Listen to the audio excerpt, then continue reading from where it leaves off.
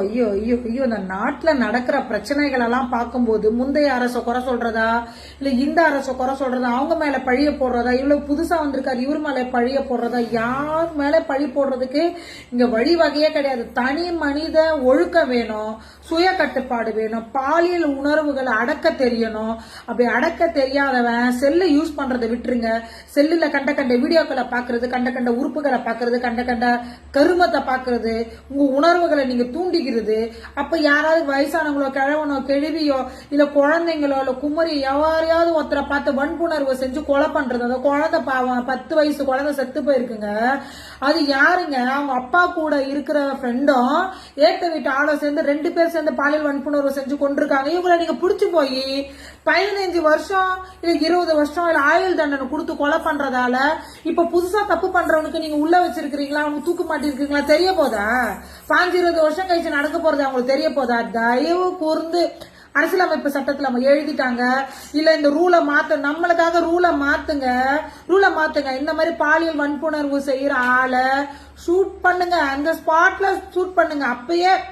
அப்பயே பொதுமக்கள் எதிர ஒருத்தனை வச்சு நீங்க கொன்னீங்கன்னா சத்தியமா மத்த ஜனங்க திருந்துவாங்க. அவன் ஒரு ஆள் வந்து திருந்தி நம்ம தப்பு பண்ணிட்டோம் ஜெயிலுக்கு போய் 5 வருஷம் 20 வருஷம் கழிச்சு அவனுக்கு என்ன கொடுக்குறீங்கன்றத நாங்க எங்க பாக்குறோம்?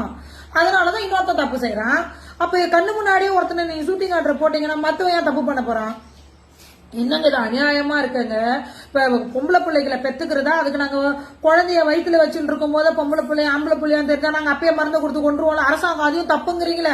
பொம்பளை பிள்ளையா இருந்தாலும் பெத்து தொலைங்கன்னு சொல்றீங்களா? அப்ப பெத்து எடுத்துட்டு வந்ததுக்கு அப்புறம் இந்த மாதிரி கண்ட நாயெல்லாம் வந்து ஊர் மெஞ்சி குழந்தைங்களை இந்த மாதிரி பண்ணிட்டு போகுது இல்ல. நீங்க அரசாங்கம், நீங்க உங்களுடைய சட்டங்களை நீங்க மாத்துங்க. விஜயண்ணா, நீங்க ஒரு மாற்றம் தேடி வந்திருக்கீங்களா? இருக்கிற பழைய சட்டத்தை தூக்கி போடுங்கண்ணா. நீங்க இப்ப வந்து இந்த மாதிரி பண்றவங்கள உடனே ஷூட்டிங் ஆர்டர் பண்ணுங்க. அப்படி இல்லையா பொதுமக்கள் கிட்ட ஒப்படைங்க. நாங்க கல்லால் அடிக்கிறோமோ கவட்டியால் அடிக்கிறோமோ எந்த நாளும் அடிச்சு கொள்றோம். நாங்க இது எங்களால ஏத்துக்கவே முடியாது. இது எந்த அரசாங்கம் மேலத்தை குறை சொல்றோமோ இல்ல சட்டங்கள் இன்னும் கடுமையாக்கணும். ஸ்பாட்ல அந்த நேரத்துல உன்னால உணர்வுகளை கட்டுப்படுத்த முடியலன்னு சொல்லி அப்பயே தப்பு பண்றல, அந்த தப்பை நீ ஏன் ரியலைஸ் பண்ண போற? வேண்டியதா கிடையாது, கொன்னு போடு. அப்படியாப்பட்டவன் வந்து தாய்க்கு மகனாவும் வேணாம், பொண்டாட்டிக்கு